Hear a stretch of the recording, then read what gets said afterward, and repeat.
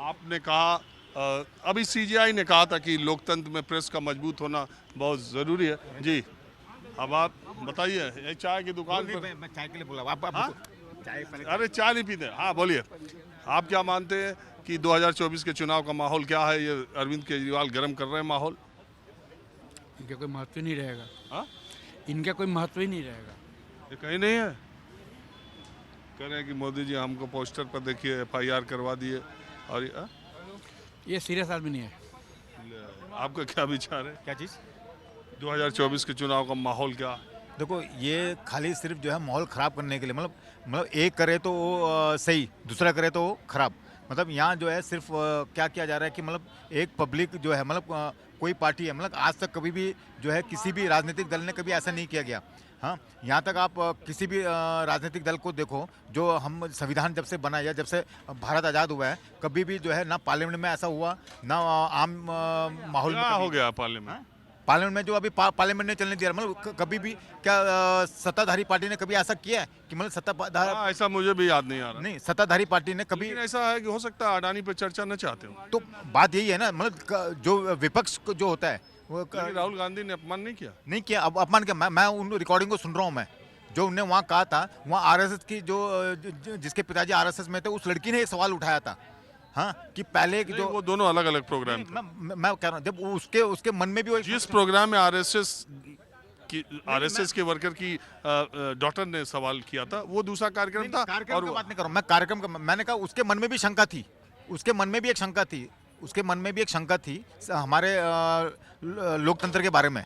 तो मैं कह रहा हूं कि जब जो विदेशों में, और ये जो कहते हैं कि भारत का नाम खराब था, हम जो है हम विदेशों में गए हैं, हम डिफेंस में थे, हमने बाहर गए थे, लेकिन हमने कभी ये नहीं देखा कि हमारी इज्जत नहीं हुई कभी। हाँ, आजकल ये सिक्योरिटी काउंसिल के अंदर भी जो है, जो भारतीयों की जो है ना इज्जत होती है, आपका सिक्योरिटी काउंसिल के अंदर आप देख लो, क्या भारतीय सेना को वो मांगा जाता है। ठीक है, तो ये कैसे कहते हैं कि समय की बात है। नहीं, समय मैं ये कह रहा हूँ कि आप ये मत कहो ना। मैं भी प्रधानमंत्री के विदेश यात्राओं में साथ गया हूँ, और मैं आपको बताऊं कि शर्म एल शेख में एक बार सम्मेलन था, प्रधानमंत्री मनमोहन सिंह वहाँ गए थे। तो शर्म एल शेख मिस्र की राजधानी काहिरा से थोड़ा दूर पड़ता है, वहाँ उसका एयरपोर्ट है, बहुत खूबसूरत जगह है।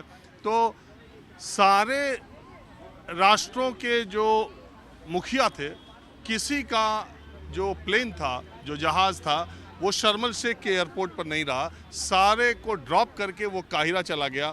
लेकिन सिर्फ भारतीय प्रधानमंत्री डॉक्टर मनमोहन सिंह का प्लेन वहाँ पर था।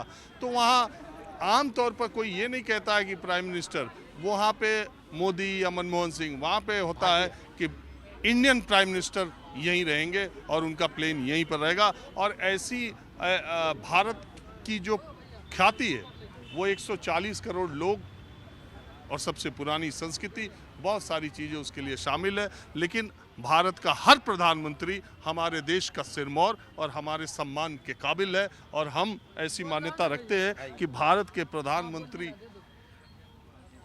पार्टी का नहीं, राष्ट्र का होता है। और खास तौर पे वो जहां भी जाए, वो दुनिया के सारे राष्ट्राध्यक्षों में सबसे ऊपर हो, ये कामना 140 करोड़ के दो लोग करते रहते हैं। आपका नाम क्या है? मेरा नाम चंद्रकांत है।